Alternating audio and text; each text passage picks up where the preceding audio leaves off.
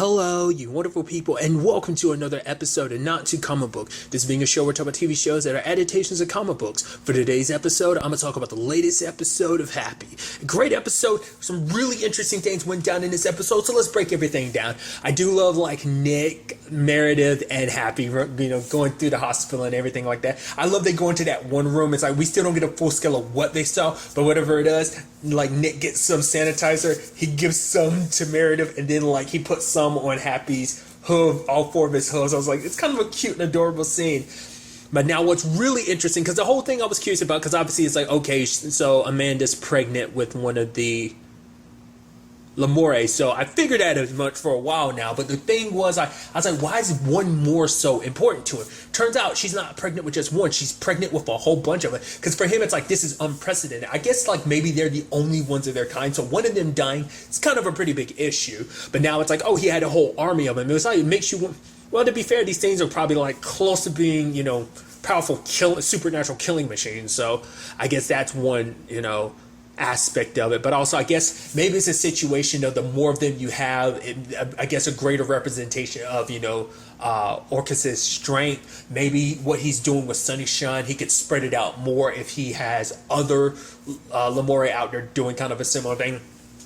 Either way, Amanda gives birth to a shit ton of them. They're like fish eggs popping out and everything.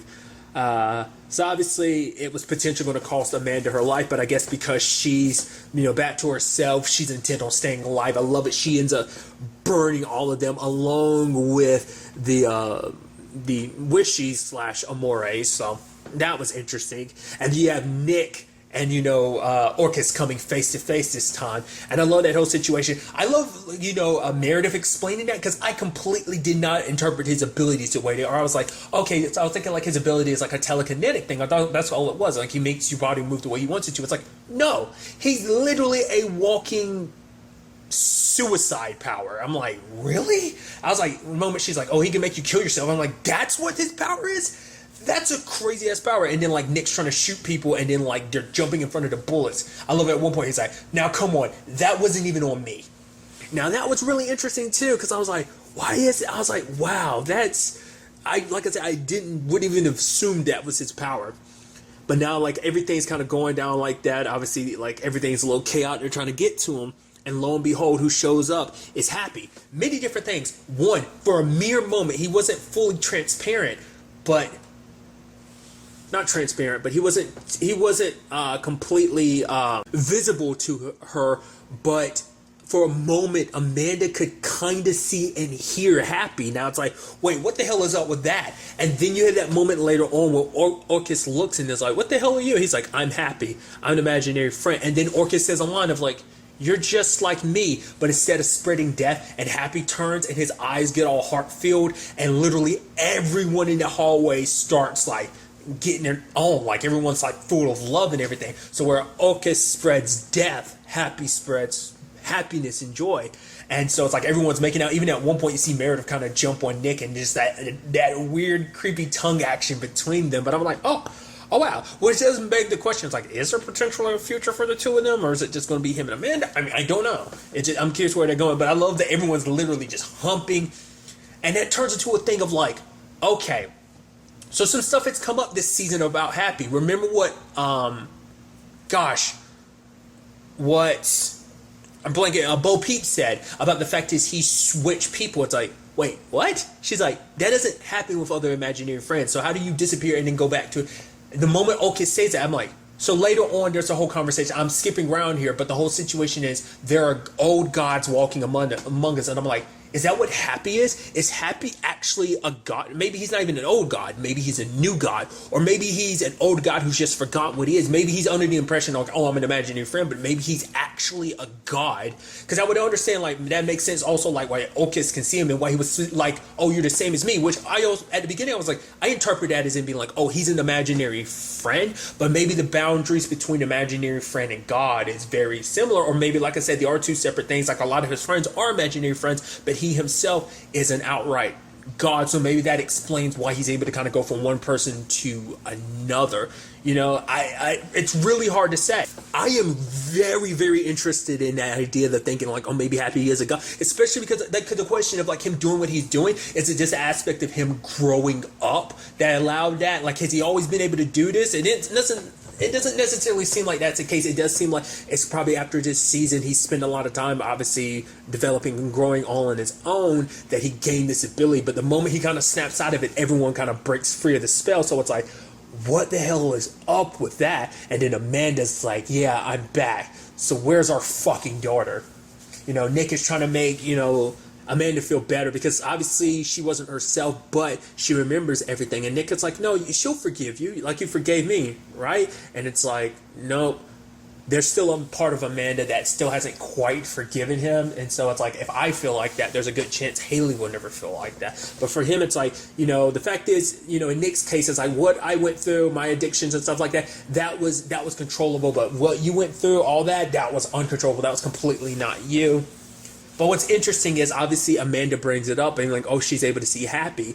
The fact is Nick doesn't say anything because I guess he's afraid that if he does say anything, it's like under these current circumstances, he's like, hey, I can actually see Happy too. That maybe it'll make him seem crazy. And it's like right now they need to focus on saving Haley. So maybe that's why he didn't bring it up. But Happy's like, go ahead and tell her you see me too, Nick. And that kind of gets Happy thinking, it's like, maybe I'm meant to be here because it turns out the day Happy showed up is the day, you know, Haley started asking about her dad. She was 4 3/4 and she asked about her dad, and Amanda was like, honestly, I don't know where he is. And she created Happy that day. So I guess maybe because of that, like the connection to Nick, maybe that's why Nick can see him too, because of the reasons why he was potentially created, if that's going to be the case. Once again, maybe he's an old god that kind of tapped into what she was hoping for, and Happy was created. It's like, oh, it's an old god that doesn't remember what it was, but here it is pretending to be happy because it's like maybe it heard, you know, Haley's prayers or cries and became the way it is, which then, you know, I mean, it's a whole thing, which begs the question, like, why was Amanda able to see? Maybe it's a situation of, like, in between kind of being herself again and still being under the witchy's control, well, Lamore control situation. Maybe that put her in a realm where she could see Happy. Maybe, you know, but it was like in that moment, subsequently since she's no longer been able to see him. But I'm curious to see where that ends up taking us. Obviously, there's everything with Smoothie that's really interesting, where it's like, okay, we need to, you know, obviously Nick wants to kill Smoothie, but he can't do anything about it because Smoothie's the only ties they have to know where Haley is. And I love Amanda being like, why don't we tie him to a chair and, you know, expose his balls and stuff like that. And part of me freezes because I'm like, what? Like freezes in the sense that I'm trying to think about it. Like, why does that sound so familiar? That wasn't something from last season, was it necessarily? Well, I guess in some occasions it was, because we did have, like, you know, Nick at the hospital strapped. He was just wearing a nightgown, so there's that. Then there's the whole situation of him being strapped down by Smoothie. He had that look in his face. Maybe that's because he was like, oh wow, Amanda's coming up with some good torture. Amanda went over there and kicked his ass, dude. I love it. And even Smoothie's looking at him like, almost like, really? Are you not going to do anything? And he's like, come on, this is cathartic for her. And she was kicking his ass. But I love it when they're sitting down waiting. She's like, I think I broke my hand. And she utters those words. And I love it where Nick kind of reaches over and grabs her hand. I'm like, oh, that's sweet. And obviously there's everything at the ending where, like, obviously, like, now Smoothie said something that was kind of very sinister, and that might be very foreshadowing, where he was basically like, you're talking about what you're going to do to me when this is all over. When it's all said and done, when I'm done what I'm about to do, you're going to go get, you know, razor blades in a bath. I guess it's kind of saying like, oh, she's going to slit her own wrist in the bath or something like that to kill herself. And I think that's supposed to represent the fact is because when this is all said and done, Haley's going to be broken and destroyed, and she won't be that little girl you loved anymore. Because the whole point is just not to destroy her innocence, but destroy everything about her, to ruin her, to kind of turn her into a monster, and they'll lose her forever, and that will kind of break Amanda. I think that's kind of what he's alluding to, but I could be wrong. But at the very end, it's like, oh, he's got something that he's saying, like, oh, this is poison injected into Nick. And it's like, okay. And I love that thing of Amanda being like, we were worse. We were never good together. It's like, yeah, we're absolute worst, which I don't know. Like, I'm curious to see where that ends up heading. Like, especially with everything. It's like, part of he's like, maybe him and Meredith. I'm like, okay, but then maybe him and Amanda. I don't know. Like, it does seem like she is definitely on the path to forgiving him after everything that they've been through. But I love it being like, oh, it has to be in the buttocks, and they're both like, what? Really? Smoothie, you freak. Now, what that necessarily entails, we'll have to wait and see. Obviously, there's everything with Meredith. She went to go see Bianchi, but Bianchi's dead now. Literally, Orcus had her decapitated. Well, decapitate herself. That was pretty damn brutal.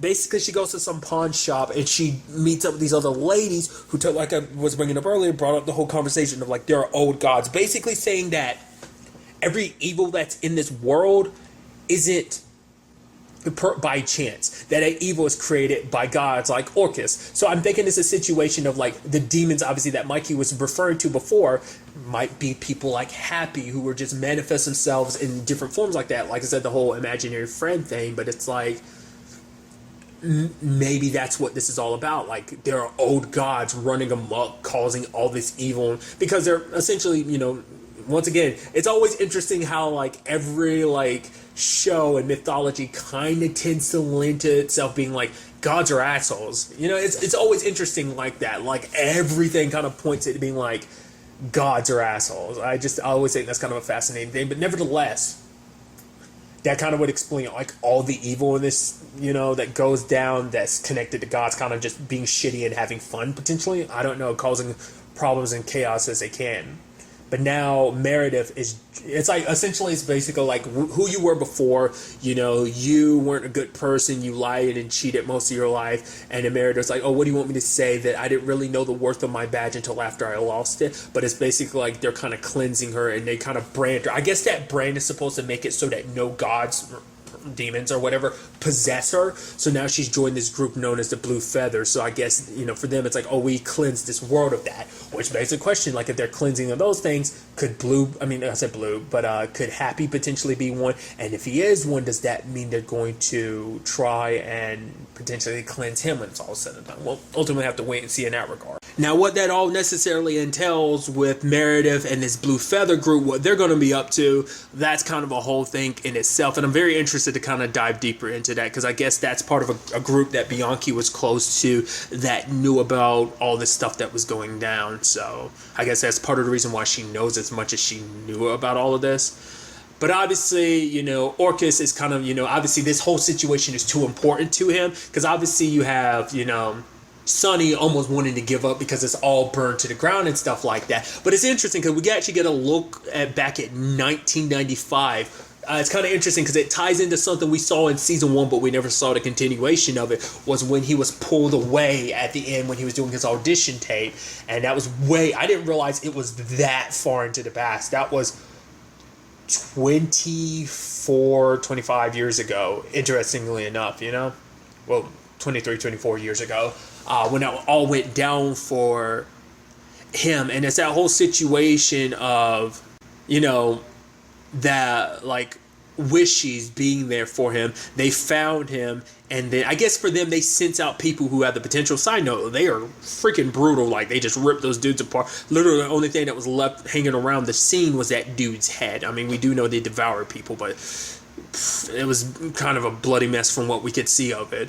But like the moment they kind of made a link with him and he started dancing, and so today he even started dancing with a severed head, that's a whole other new level to that crap. But nevertheless, when it comes to Sonny, I'm actually surprised, like once again, like how long it's been. That was 24 years ago, which is interesting. Because that means that's a long game. But the whole point is to put these people in a position, because like I said, I guess they saw his potential to shine as a star, as Sonny and everything. So it's been a long game waiting for things to play out, for Orcus to return so that he can, gain power from all of this. Like this is a long game that's been playing. It's a long thing in the making. So for Orcus, of course, he's not going to give this up now, and he's kind of pushing Sonny to kind of push everything through, which is so interesting because obviously you have Sonny being like, oh, like because on TV being like, oh, they're telling me about this bunny. He's like, oh, I dare him to come to the concert, which I think is kind of interesting. I wonder, is that going to piss Smoothie off and make him kind of act when he shouldn't? Because even probably not, but it is kind of interesting because Nick was like, oh, Smoothie's going to mess up at some point, and that's where we're going to get him. Obviously, while this is all happening, there's a whole situation with Haley. Like, obviously, you can tell she's, like, not herself. Like, even the whole thing of, like, oh, she's taking a picture in front of the rabbits and everything. Like, she's taking someone else's picture. You see her just almost empty and just frowning and stuff like that. She's definitely not the kid that she was before. And so I think it's just supposed to be further example of just her childhood burning away, her being more content with what she has to do, what she's supposed to do, what she needs to do, what she wants to do, because Sunny Shine was the one that turned her life upside down, you know? The sad thing is, when the time came, she almost called her parents she almost called the phone, but Orcus showed up, you know, and that stopped her. Basically, for him, it's like this room is kind of a representation of who you once were. It's not the way things really are, but basically you had the power to make it so that this world, it isn't 100% justified, but at the very least you correct it to a certain extent, which is interesting because basically Haley doing what she's going to do is basically going to throw the world into full-blown into chaos. But obviously the gun is there, the past and the Sunny Shine is there, and so everything's kind of been set forth for Haley to do this. I'm very interested to see where all this is going to take us. Next week's episode is the season finale. It's definitely going to be interesting to see how this whole situation plays out. You hope that Haley doesn't end up pulling the trigger, but, you know, it seems like it's going to be like a three-way situation because obviously everything with Nick and Amanda, obviously like the Blue Feathers and, you know, Meredith, and then, you know, this whole situation with Haley, Orcus, Smoothie, and Sunny Shine, like how that whole situation's going to play out. It's definitely going to be very, very interesting. And I'm curious what other revelations we're going to come out of this season finale with, potentially. Like I said, like, what's that whole thing about Happy and whatnot? You know, I'm curious. I'm so curious to see where all of that's going to take us. But really, that's all I want to talk about today. Next time we meet, be happy, be safe, live life to the fullest, and enjoy it. Good day and goodbye.